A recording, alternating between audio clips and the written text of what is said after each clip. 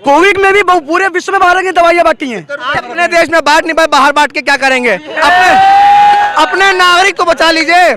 1-1 लाख रुपए का oxygen cylinder मिला है। पूरे विश्व में भारत का नागरिक एक सम्मान की नजरों से देखा जाता है। 2014 के बाद ये हुआ। 2014 के बाद भी हुआ है और उससे पहले भी था, लेकिन 2014 के बाद से ठीक है, जो भारत की ताकतें हमारी हैं, ठीक है, हमारी जो ताकतें वो उसमें भी बहुत सी बढ़ोतरी आई है। तो आपको लगता है 2014 के बाद भारत के नागरिक को सम्मान की नजरों से देखा जा रहा है, उसके पहले ऐसा नहीं था क्या? 2014 के पहले भी ऐसा था, बट 2014 के बाद से ठीक है, जो हमारी विदेश नीतियों पे काम हुआ है, पूरा विश्व के राजनेता, आप समझ लीजिए मोदी जी पूरे विश्व में पॉपुलर है। पूरे विश्व के नेता मोदी जी बन गए, पूरे विश्व में पॉपुलर हैं।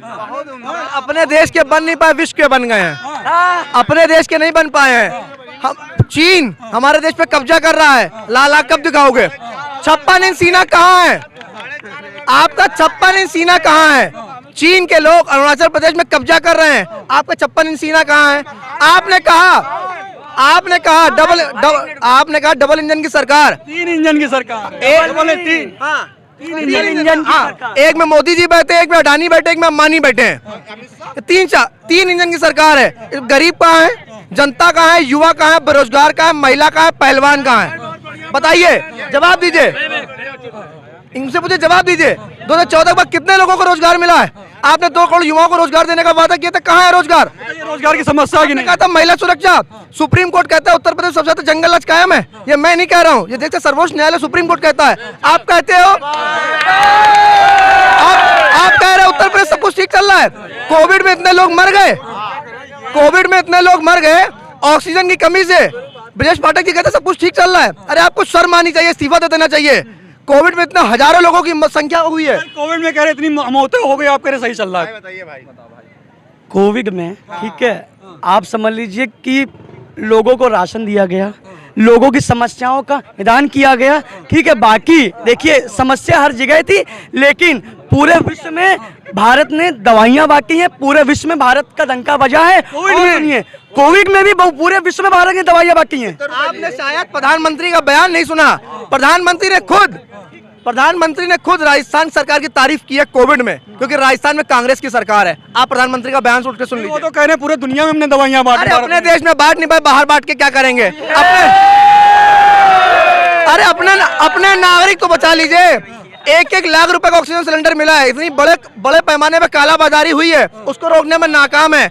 मुख्यमंत्री आवास के पास कालाबाजारी हुई है, आप उसको रोकने में नाकाम हो। तो ये तो कह रहे भैया सिलेंडर यहाँ के लोगों को नहीं मिल पाया, आप कह रहे हो कि पूरी दुनिया को हमने दवाइयां बांट दी। की जनसंख्या 135 करोड़ थी, 135 करोड़ जनसंख्या में, ठीक है। आप समझ लीजिए चीन के बाद हमारा दूसरा नंबर था। पहले नंबर पे आ, आप प्रेजेंट पहले नंबर में, लेकिन उस समय दूसरे नंबर पे था। आप मिला लीजिए कि कहाँ पे ज्यादा मौतें हुई हैं। अमेरिका, ब्रिटेन जैसा जहाँ पे आप समझ लीजिए सैकड़ों सुविधाएं उपलब्ध थी, वहाँ भारत ने जाके हेल्प करी, मदद करी है। लेकिन आप कह रहे हो कि पूरी दुनिया को दवाइयां हमने दी। पूरी दुनिया में दवाइयां दी हैं, ठीक है। अमेरिका को भी हमने दवाइयां दी, लोगों को मुफ्त राशन दिया है, लोगों की मदद करी है। लोगों को प्रधानमंत्री का तो हंसी तब बनी कि जब कोविड आया तो कहते हैं रात में 9 बजे टॉर्च जलाओ, शायद कोविड भाग जाएगा।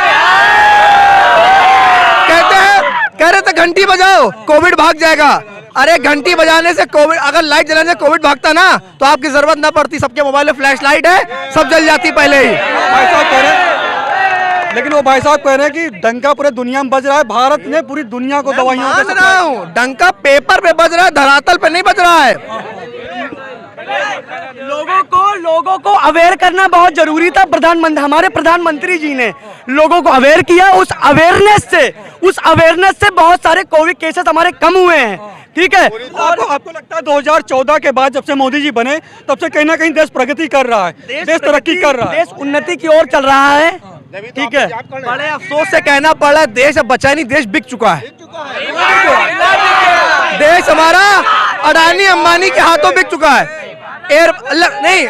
लखनऊ एयरपोर्ट किसके हाथों में बताइए?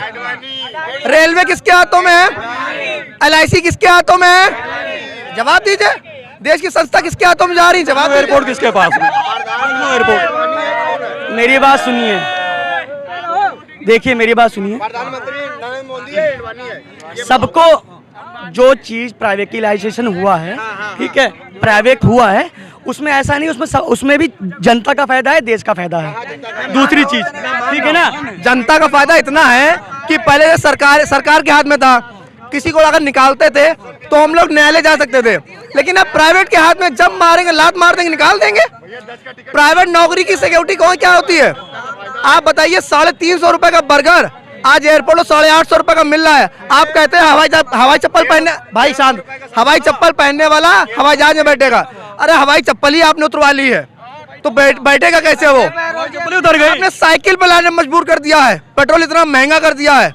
60 रुपए का पेट्रोल हुआ करता था, 100 रुपए का कर दिया है। 400 रुपए का सिलेंडर 1100 में कर दिया है। इतनी महंगाई देश में बढ़ रही है। हम मान रहे हैं विकास किया है, अपना विकास किया, अडानी का विकास किया, महंगाई का विकास किया, बेरोजगारी का विकास किया है, किसी का और का विकास नहीं इन्होंने कर पाए लोग। 60 का करे पेट्रोल 100 का हो गया। आपको लगता है महंगा कि नहीं पेट्रोल? 4000 सैलरी थी, डबल ट्रिपल सैलरी हो गई है, ये कोई नहीं बताएगा, ये कोई नहीं बताएगा। भाई पहले इनको बोल लेने दो, 20 मिनट बोलो अब भाई, इसमें बात बोलो। अरे आपको लगता है कि सैलरी डबल हो गई? सैलरी डबल ट्रिपल सैलरी हो गई है, ठीक है। और आप ये समझ लीजिए, जातिवाद देखकर विकास नहीं किया गया, विकास सम्मान अजरों से किया गया है, ठीक है। हिंदू मुस्लिम सिख ईसाई सबका विकास किया गया, एक आंख से देखा गया, एक हाथ से देखा गया, सबका विकास किया गया। आपको लगता है कि उस सैलरी अगर बढ़ गई तो महंगाई थोड़ी बहुत है तो कोई दिक्कत नहीं उससे? देखिए, सैलरी जो बढ़ गई है, सारी चीजें बढ़ रही हैं, जो महंगाई बढ़ गई है उसको धीरे धीरे हम लोग कंट्रोल में ला रहे हैं, उसके लिए भी वर्क चल रहा है। ऐसे इन्होंने कहा ना 2 करोड़ युवाओं को रोजगार देंगे, 2 करोड़ युवाओं को पकौड़े तले मजबूर कर दिया आपने। प्रधानमंत्री कह रहे पकौड़े तलो, यही रोजगार है। सरकारी नौकरी मत मांगो, मांगोगे तो लाठियां मारेंगे। पकौड़े वाले भी तो करोड़पति बन रहे हैं, पकौड़े वाले भी तो करोड़पति बन रहे हैं। ये रोजगार नहीं हुआ। आपने कहा तो जो देश के छात्र लाखों रुपया दे के पढ़े हैं, एमबीबीएस की डिग्री है, एमबीए की डिग्री है, बीटेक की डिग्री है, पहले उनको रोजगार मिलता था, बड़े बड़े इंस्टीट्यूशन में उनको रोजगार मिलता था।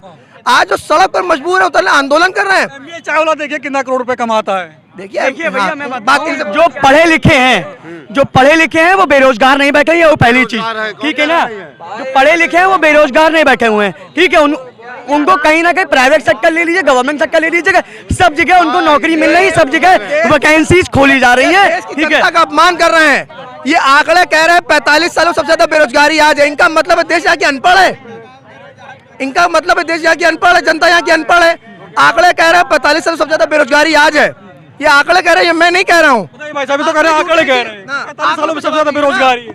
भैया देखिए, जो भी इंसान जिस चीज के काबिल है, जैसे कि जो पढ़े लिखे उनको अलग अलग सेक्टरों में नौकरियां मिल रही है। उत्तर प्रदेश सरकार ले ली जाए, आप हमारी भारतीय जनता पार्टी की सरकार ले ली, जो नौकरियां दे रही है, लिखाई किया है जिस हिसाब से उसको नौकरी उस हिसाब से मिल रही है, नौकरियां मिल रही। दूसरी चीज, नई नई वैकेंसीज भी आ रही हैं। हम इनसे फिर सवाल करेंगे कि आपने 14 के बाद कितने रोजगार दिए, 14 के बाद कितने मेडिकल कॉलेज बनाए, कितनी यूनिवर्सिटी बनाई, कितने नेशनल हाईवे का निर्माण किया?